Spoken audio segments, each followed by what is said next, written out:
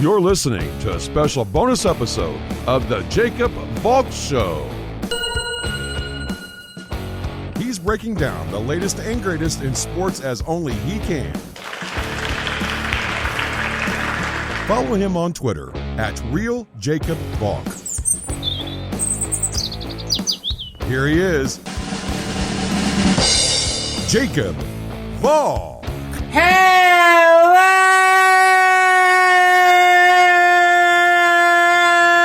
NFL fans!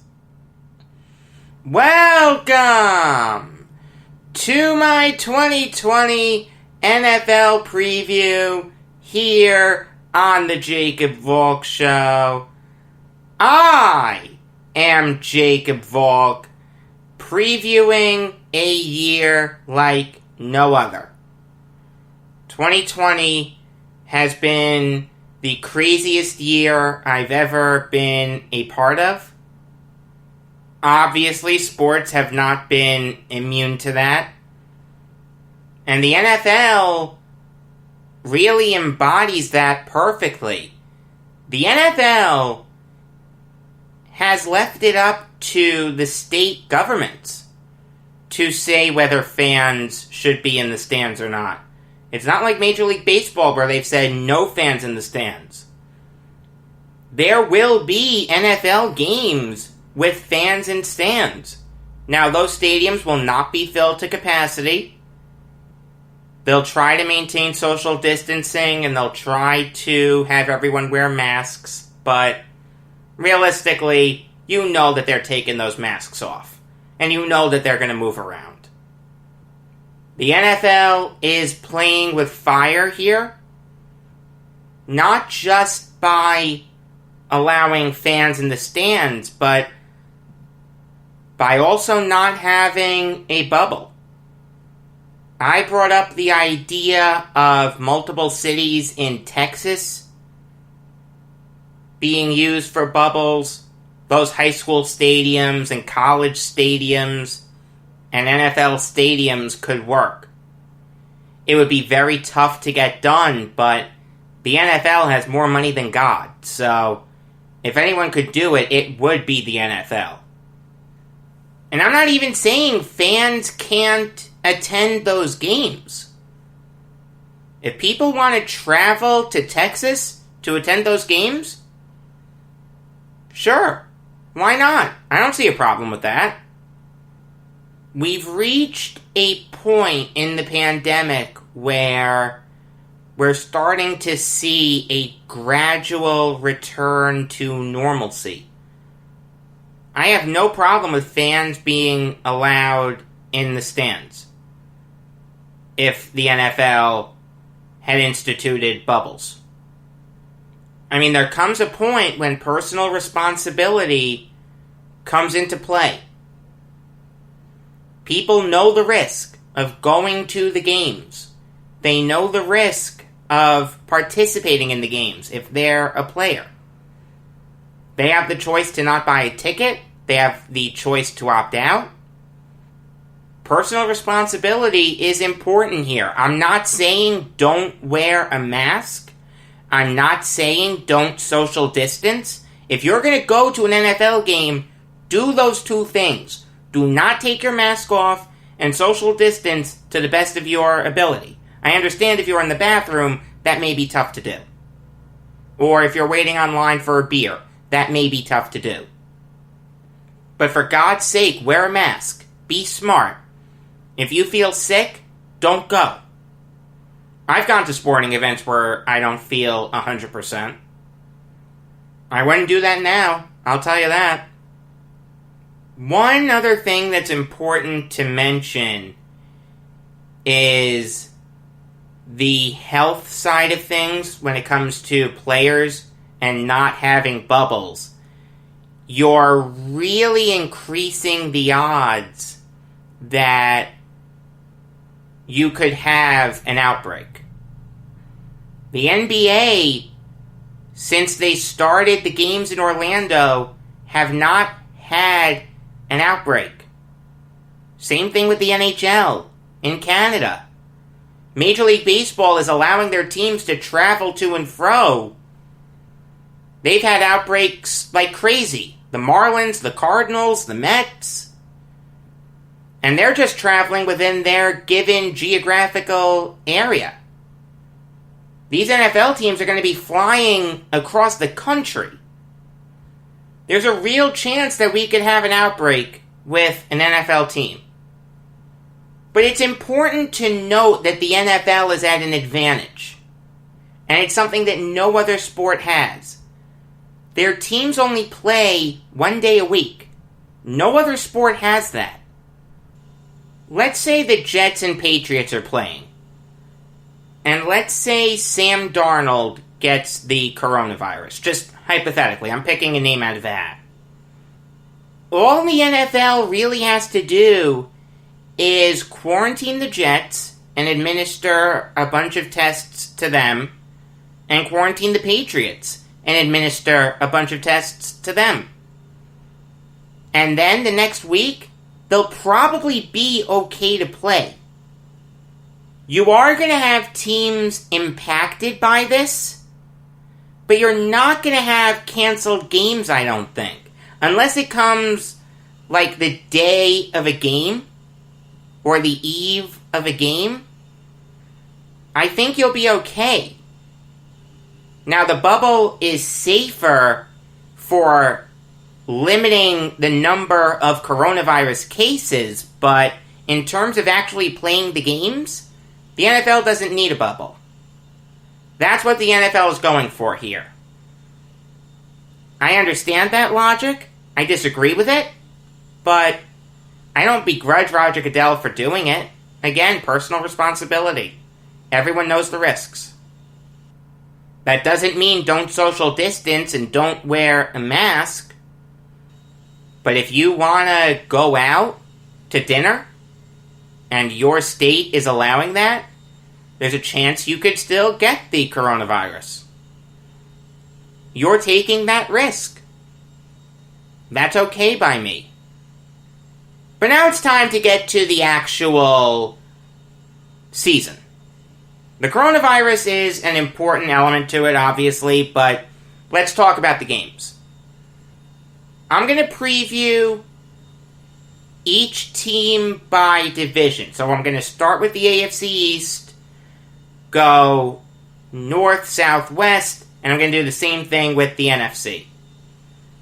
You'll get a preview for each team, you'll get my playoff picks, and you'll get my Super Bowl prediction. I don't like doing award predictions. I just don't have a good time doing it. So you're not going to get that. But starting with the AFC East, I think it's going to go Bills, Dolphins, Jets, Patriots. The Bills are just too stacked. I like Josh Allen. Devin Singletary is one of the best young running backs in the NFL. They have some good weapons with Stephon Diggs, John Brown, and Cole Beasley. Their offensive line is great. Their defense is fantastic. Ed Oliver, Tre'Davious White, Micah Hyde, and Jordan Poyer. I think the Bills are going to win the AFC East. I could very easily see the Jets finishing second in the AFC East. I don't think they're that much worse than the Dolphins. The only reason I'm picking the Dolphins is because I have a little more faith in guys like Tua when he eventually gets an opportunity, Devontae Parker, Preston Williams, and Mike Gesicki than I do the Jets' offensive weapons. I'd rather take Tua than Darnold, I'll tell you that. I'd rather take any one of those skill position players than any Jet skill position player. Defensively, they got a lot better by adding Byron Jones. They still have Christian Wilkins, who's a year better. They still have Xavier Howard. I'm a little more confident in the Dolphins than I am the Jets. Speaking of the Jets, I don't want to go too in-depth on them. I want to save that for the Jets season preview that you're going to get tomorrow evening. The one thing I'll say is this is a make-or-break year for Sam Darnold. Alright, it's put-up-or-shut-up time. The Jets have some good weapons around him. They're not great by any stretch. But you know what? If Sam Darnold is really a franchise quarterback, he has to prove it this year. Crowder, Mims, Perryman, Herndon, Griffin, Bell, Gore, and Pirine. That's not terrible. It's not great, but it's not terrible. It's better this year than it was last year. Same thing with the offensive line. Becton, Lewis, McGovern, Van Roten, and Fant. That's fine. Infinitely better than last year. Granted, not a high bar to clear, but still, it's better. I don't think the Jets are going to scare anyone this year. They're not going to make the playoffs. And I feel sorry for Adam Gase, I really do. As for the Patriots, you know, they don't have Brady. They don't have Gronkowski. Their running back core is dreadful. Besides Julian Edelman, they have no good skill position player. Their defense, besides Stephon Gilmore and Devin McCourty, no one scares me. I don't think the Patriots are going to be that good. In fact, I'll even go a step further. I think Bill Belichick is going to retire, hand the reins over to Josh McDaniels. Belichick may still be involved with the Patriots in an advisory capacity, but not as GM or coach. The Patriots will promote Nick Caserio to GM, McDaniels as head coach, and they're going to draft their quarterback of the future. It's not Stidham, it's not Newton, it's not Hoyer. Moving on now to the AFC North. This is probably going to be my favorite division to follow because when you look at each team individually, you can make a case for each of them to be division winner. Forget the other teams in the division. Each team is really good. I think the worst record you'll see in this division is 6-10. The Ravens are not going to run away with this thing. They're going to win it, but they're not going to run away with it. The order is going to be Ravens, Browns, Steelers, Bengals. The Ravens, we all know. Lamar Jackson, Mark Ingram, Mark Andrews. You know, do I need to say any more than that on the offensive side? Defensively, they're great. You'd be hard-pressed to find a single weakness with the exception of free safety. Deshaun Elliott is going to have his work cut out for him, but you know what? If that's the only weak spot on the team, I don't mind it. There are some people that are picking the Ravens to go 16-0 because they're so stacked, and they have an incredibly easy schedule. I'm not going to go that far, but it wouldn't surprise me if they went 14-2 again. Maybe 15-1. 16-0 isn't ridiculous. I don't hate the people predicting it. It's bold. It's too bold for me, but I don't hate it. It's put up or shut up time for Sam Darnold, and it's put up or shut up time for Baker Mayfield. If he's going to be a franchise quarterback, he needs to make it work this year. Alright, the Browns have fantastic weapons around him. Nick Chubb, Kareem Hunt, Odell Beckham, Jarvis Landry, Austin Hooper, and a really good offensive line anchored by their tackles, Jedrick Wills and Jack Conklin. Defensively, they're set with Myles Garrett, Olivier Vernon, Larry Ogunjobi, Sheldon Richardson, Denzel Ward, Greedy Williams, Carl Joseph. I think the Browns are going to be a great team this year. I really think they're making the playoffs. The Steelers have Ben Roethlisberger coming back, so they're obviously going to be better. They still have James Conner. They still have Juju Smith-Schuster. They have Deontay Johnson, James Washington, Eric Ebron, Vance McDonald, Chase Claypool, Benny Snell also. The Steelers' offense is really, really good. Their defense is obviously great with Cameron Hayward, Devin Bush, TJ Watt, Joe Hayden, Minkah Fitzpatrick, and Terrell Edmonds. Rumors of their demise have been greatly exaggerated. Now, the Bengals, you may be surprised to hear me say that they're going to finish 6-10, considering they went 2-14 last year. Well, Joe Burrow's the real deal. Alright, I think he's going to be a great quarterback in this league. They have Joe Mixon, they have AJ Green, they have Tyler Boyd, they have T. Higgins, they have Giovanni Bernard. They have a really, really good supporting cast around Burrow. And a head coach in Zach Taylor, who a lot of people in the league last year were saying is a really smart guy. He got a lot of heat last year because the Bengals went 2-14. And the two teams they beat were the Jets and an already defeated Browns team the last game of the season. But I really think the Bengals will be fine. Their defense will be good with Sam Hubbard, Geno Atkins, William Jackson, Trey Waynes, Jesse Bates is really good. The Bengals are going to surprise a lot of people. They're not going to make the playoffs. The division is too stacked for that. But if they were in a weaker division, like the AFC East, you can make an argument for them to go worst to first.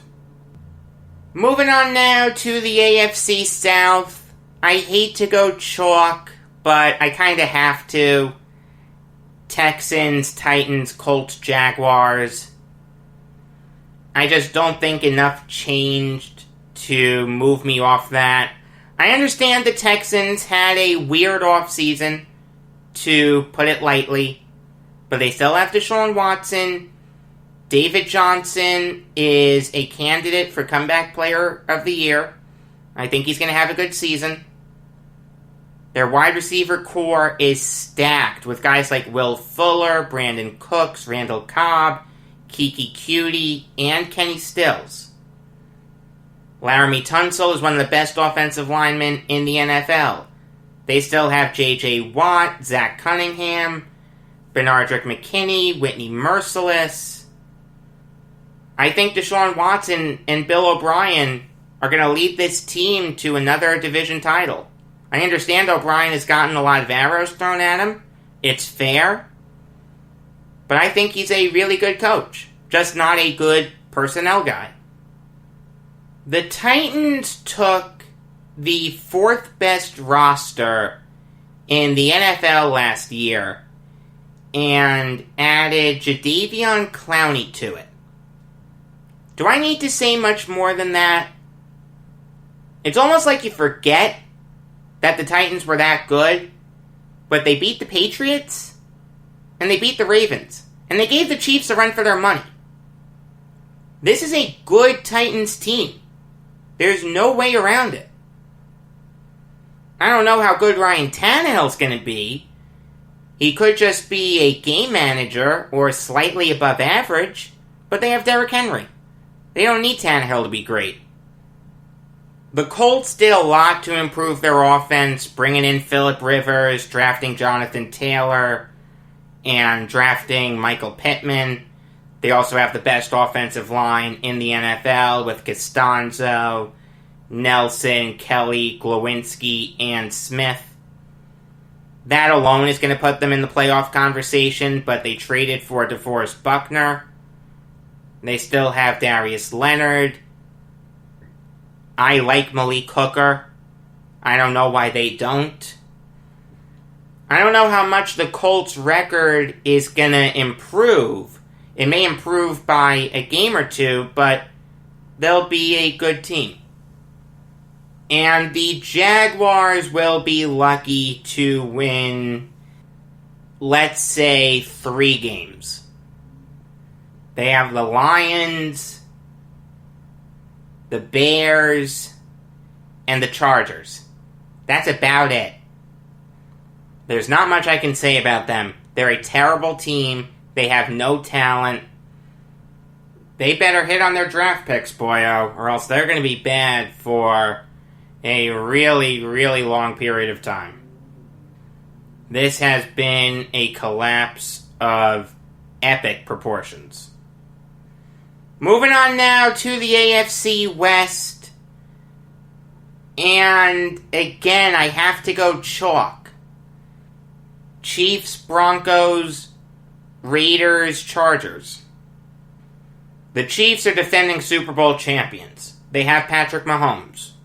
You don't need me to say any more than that. I'm not going to insult your intelligence by saying any more than that. I think the Broncos are going to surprise a lot of people. They finished 7-9 last year, mainly because of their defense. Their offense scored the 5th least amount of points in the NFL, behind Washington, the Jets, the Bengals, and the Bears. But Drew Lock, when he came in, gave that team a huge jolt of energy. Him and Cortland Sutton had an instant connection. They signed Melvin Gordon. They snagged Jerry Jeudy at 15. They also drafted KJ Hamler. They still have Noah Fant. And their defense is still really good. It's not going to be as good as it was, though. Von Miller, out for the year, supposedly. The latest report is that it's possible he could come back late in the season, but don't hold your breath.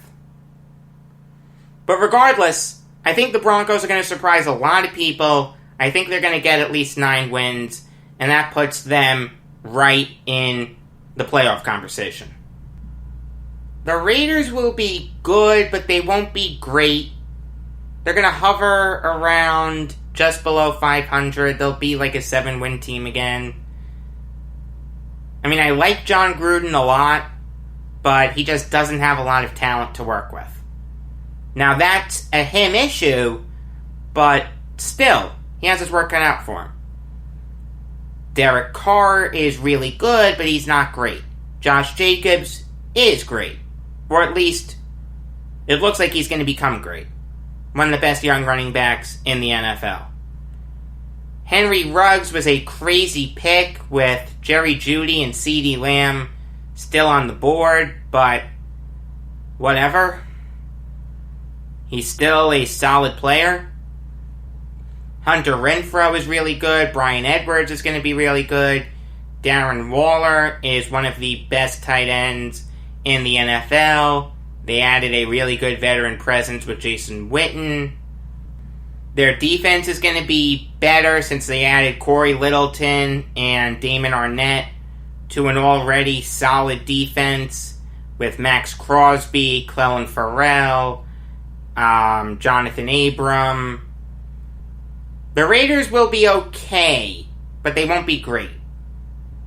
The biggest question for the LA Chargers isn't whether they're going to make the playoffs this year. This is a rebuilding year. Whatever happens this year is gravy.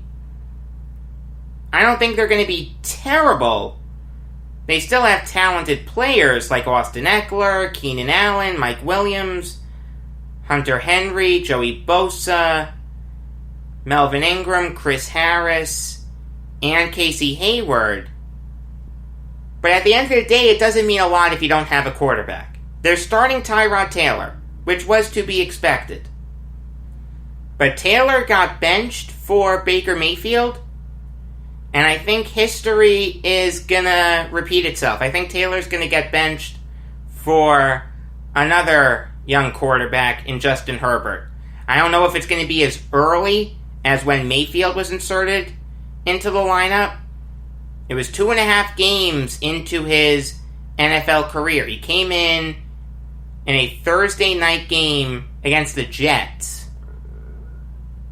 He led the Browns to a great comeback, their first win since God knows when. I think their last win was actually against the Chargers before that Jets win. Herbert will get at least one start, and I think he's going to be really good. I liked him a lot coming out of Oregon. The Chargers have a really bright future. As for what the playoff picture is going to be, keep in mind, it's expanding to 7 teams per conference. So only the first seeded team in each conference is getting a bye. No longer the top 2 seeds in each conference. And we're adding an extra wildcard team. Very interesting how the NFL did this. I don't mind it. I really don't. But as for what the playoff picture is going to look like, I'm going to go Chiefs, Ravens, Bills, Texans, Browns, Broncos, Titans. As for who's going to represent the AFC in the Super Bowl, everyone's picking the Chiefs, and obviously I can't begrudge people for that. They're the defending Super Bowl champs. But I'm going to be a little different. Last year, Patrick Mahomes broke the Madden curse. And this year, I think Lamar Jackson is going to shatter it. I'm going to say that the Ravens are going to beat the Chiefs in the AFC title game to represent the AFC in the Super Bowl. Moving on now to the NFC. Obviously, I'll start with the NFC East. And I'm going to go Cowboys, Eagles, Washington, Giants. The Cowboys got a lot better by adding CeeDee Lamb. He fit what they needed to a T. You add him to a skill position group that still has Ezekiel Elliott, Amari Cooper, and Michael Gallup. Not to mention Blake Jarwin. That's really, really good. They also have a great offensive line with Tyron Smith, Joe Looney, Zach Martin, and Connor McGovern. The other Connor McGovern, not the Jets' Connor McGovern. And their defense is great. DeMarcus Lawrence, Jalen Smith, Trayvon Diggs is going to have a really good year, I think. I liked him a lot coming out of Alabama. And they have Xavier Woods. How can you pick against the Cowboys? The Eagles have done a terrible job of supporting Carson Wentz. You take a look at his skill position players. Miles Sanders, Deshaun Jackson, Jalen Reagor, Zach Ertz, and Dallas Goedert. That's not very good. In fact, that's really, really bad. They have a good offensive line with Jason Kelsey and Lane Johnson. They have a great coach in Doug Peterson. They have a smart GM in Howie Roseman. They have a good defense with Brandon Graham, Derek Barnett, Fletcher Cox, Javon Hargrave, Darius Slay. But that's pretty much all I can say about them. They're not a great team. It wouldn't surprise me if Washington jumped them. I think the Eagles are going to disappoint a lot of people this year. And there are going to be a lot of calls for Doug Peterson's and or Howie Roseman's head. Speaking of Washington, they're getting a really bad rap. I think their young guns have talent. Dwayne Haskins, I think, is going to be a really, really, really good quarterback in this league. It wouldn't surprise me if he became great. Antonio Gibson has the potential to be something in this league, but it's too early to have put this on his plate. He will impress people, though. There's no question about that. Terry McLaurin may be the best wide receiver Washington's had since Art Monk. They also have Antonio Gandy Golden, Kelvin Harmon, and Steven Sims. And they have a scary defense anchored by a scary coach in Ron Rivera. Ryan Kerrigan, Chase Young, Jonathan Allen, Darren Payne, Matt Ioannidis, Kendall Fuller, and Landon Collins. I mean, there's a lot of potential there. It wouldn't surprise me if they finished second in the NFC East. But ultimately, I think they're a little too far away for that. Not this coming year, the year after, I could see them making that jump. And the Giants, I don't think, are going to be that good. I think Joe Judge is going to flame out of the league very quickly. Not necessarily as a coordinator, but as a head coach. I think Dave Gettleman's going to be fired at some point in time this year. I'd be a little surprised if he made it through the season, but the Giants may want to keep him around to project stability. I have no faith in Daniel Jones. I understand he had moments last year where he looked great. I get that. But I don't think the kid has a lot of talent. I don't think he has what it takes to be a franchise quarterback in the NFL. Yes, they have Saquon Barkley. Yes, they have Sterling Shepard. Yes, they have Darius Slayton. Yes, they have Evan Engram, but that offensive line scares me. Andrew Thomas was not the best offensive lineman in this draft. Will Hernandez is solid, but he's not great. Their defense is absolutely abysmal. They have some big names, but no one who should really scare you, if you really think about it. The Giants finished 4-12 last year. I'd be really surprised if they exceeded that. Moving on now to the NFC North, and I gotta go Packers, Vikings, Lions, Bears. The Packers have Aaron Rodgers, Aaron Jones, Devontae Adams, and Matt LaFleur leading the offense. Do I need to say any more than that? Yes, the Packers gave Aaron Rodgers no support at wide receiver, but at the end of the day, Rodgers has made lemonade out of lemons before. He's going to have to do it again. He shouldn't have to, but he's going to have to. And I think he will. The Vikings are flying really under the radar this year, and I don't understand why. Kirk Cousins is a really good quarterback. He's not great, but he's really, really good. Dalvin Cook is great. Adam Thielen, when healthy, is great. They replaced Stephon Diggs with Justin Jefferson. That's really good. I mean, Jefferson has the potential to be a really good wide receiver in this league. They signed Yannick Ngakoue. They still have Anthony Barr. They still have the best safety duo in the NFL in Anthony Harris and Harrison Smith.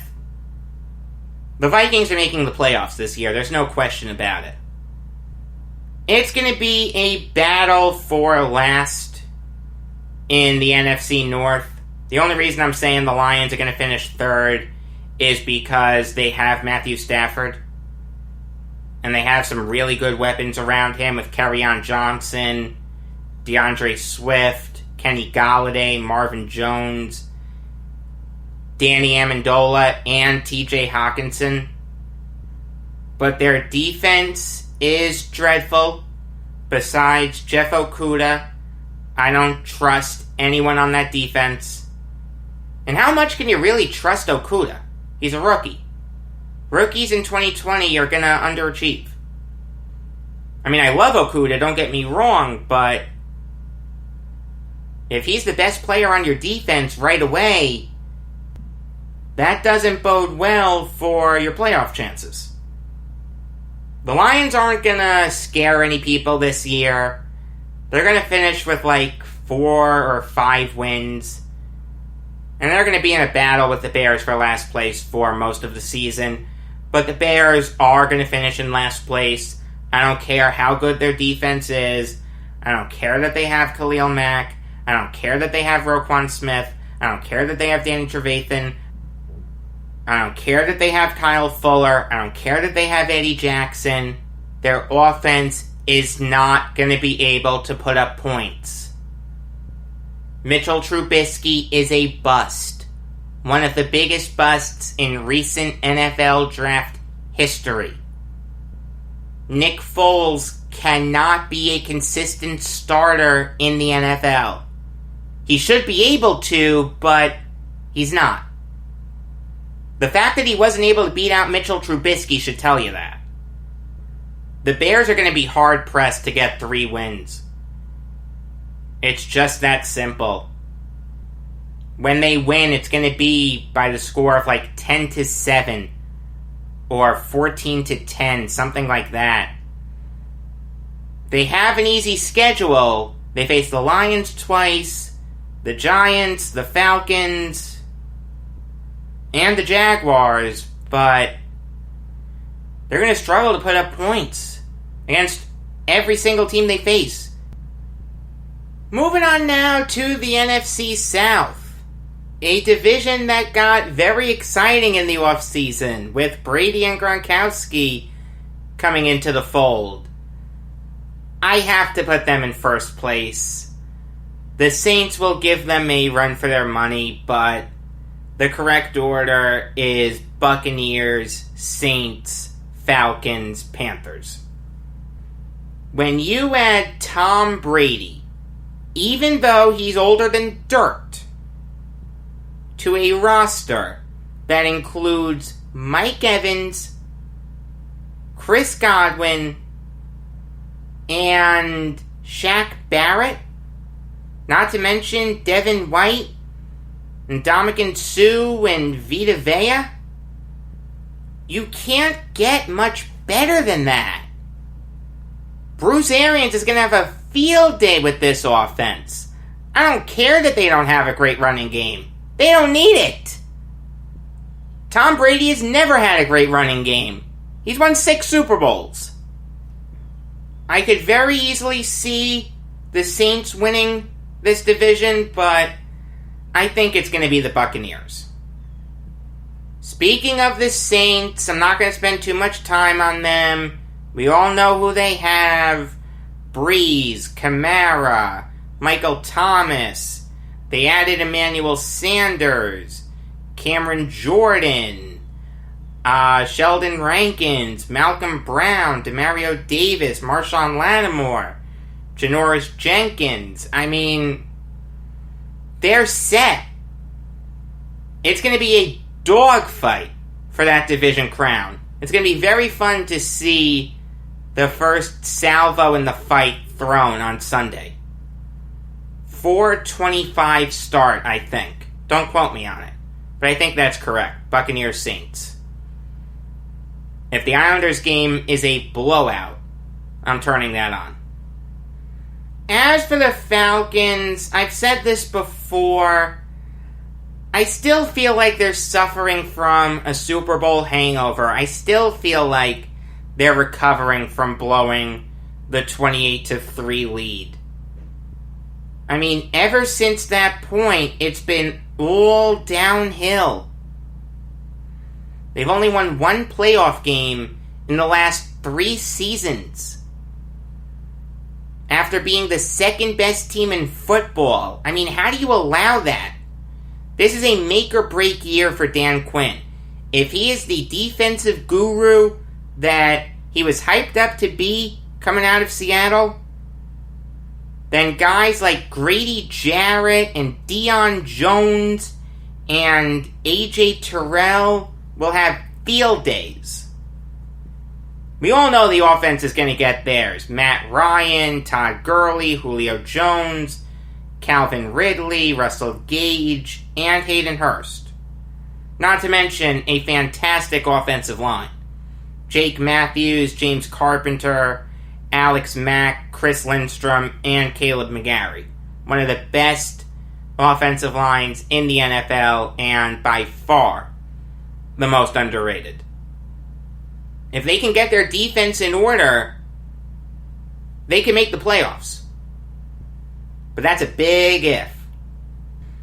As for the Panthers, I debated about putting them ahead of the Falcons, but I really couldn't. They really only have Christian McCaffrey offensively. I think Teddy Bridgewater will be fine, but how much can you really trust him? I think he will throw for over 3,000 yards, and he'll have a positive touchdown to interception ratio. But, again, they really only have McCaffrey. That's tough for me to get behind.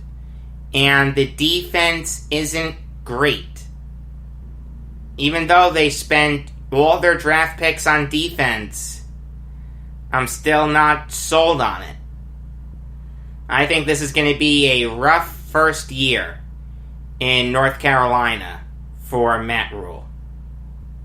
The last division to talk about is the NFC West, and it is by far and away the toughest division. Just like the AFC North, I can make a case for every single team in this division to win it. Forget the other teams in the division. Individually, I can do it.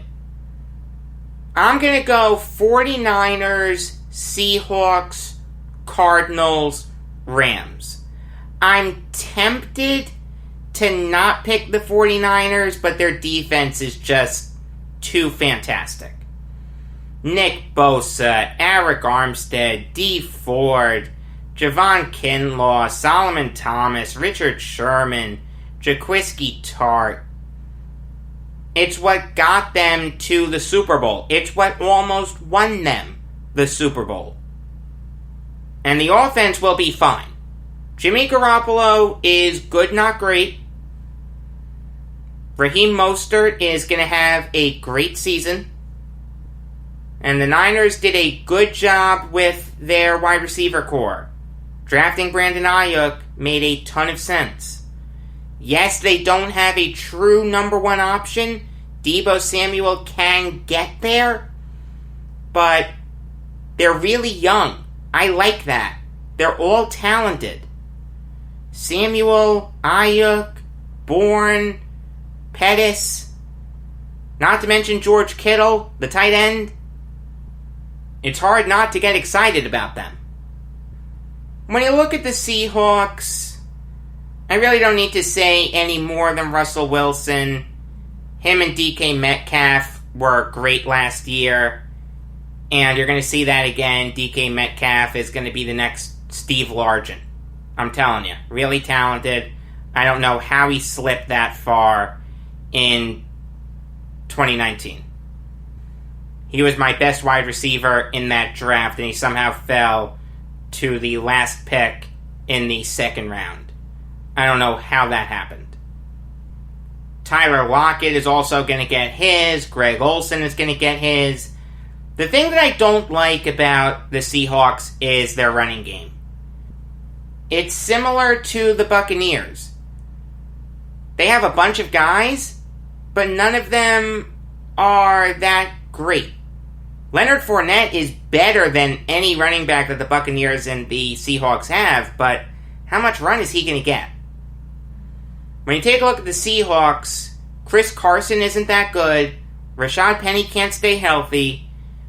Carlos Hyde is good, not great. How much run is he going to get, though? DJ Dallas, I like, but how much can you trust a fourth-round rookie? And when you take a look at the defense, it's not the Legion of Boom, but it's not bad. Bruce Irvin's really good. Bobby Wagner is great. Shaq Griffin and Quentin Dunbar are really good. Obviously, they traded for Jamal Adams. The Seahawks are making the playoffs. There's no question about it. The Cardinals are one of the most improved teams in the NFL. Kyler Murray is a year better. Kenyon Drake had a great end to the season with the Cardinals. They added DeAndre Hopkins. They still have Christian Kirk. They still have Larry Fitzgerald. Cliff Kingsbury is going to have a field day with this offense. But I shouldn't overlook their defense. Their defense is really good. Jordan Hicks, Chandler Jones, Isaiah Simmons, who can play anywhere, Patrick Peterson, Byron Murphy, Budda Baker. The Cardinals are going to surprise a lot of people this year. Again, I could make a serious argument for them to win the division. And the LA Rams, you have no idea how much it kills me to put them last because Sean McVay is so good and I really like Jared Goff. But ultimately, the loss of Todd Gurley, I think, is really going to hurt them. Cam Akers will get his, but he's not going to be Gurley. I like the pass catchers that they have. Robert Woods, Cooper Kupp, Van Jefferson, Tyler Higbee, and Gerald Everett, but the lack of a running game scares me. And their defense really only consists of two players, Aaron Donald and Jalen Ramsey.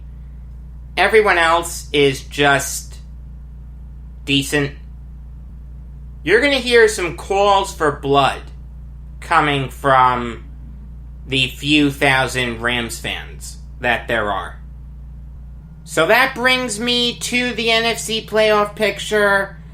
I think it's going to be Buccaneers, Packers, 49ers, Cowboys, Saints, Seahawks, Vikings. I think we're going to see a Buccaneers-Packers NFC title game with the Buccaneers winning it. And in a Ravens-Buccaneers Super Bowl, I think the Ravens are going to come out on top. Regular episode of the Jacob Valk Show coming your way this afternoon. It will feature me breaking down the NHL and NBA playoffs, along with previewing tonight's NFL game, Chiefs-Texans. Going to be so good.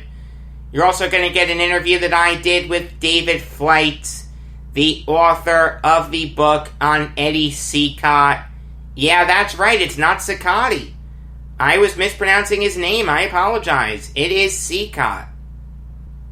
Also, tomorrow night, you're going to get my New York Jets season preview. That's going to be a lot of fun. Until next time, I am Jacob Valk saying that ice is really good in mixed drinks.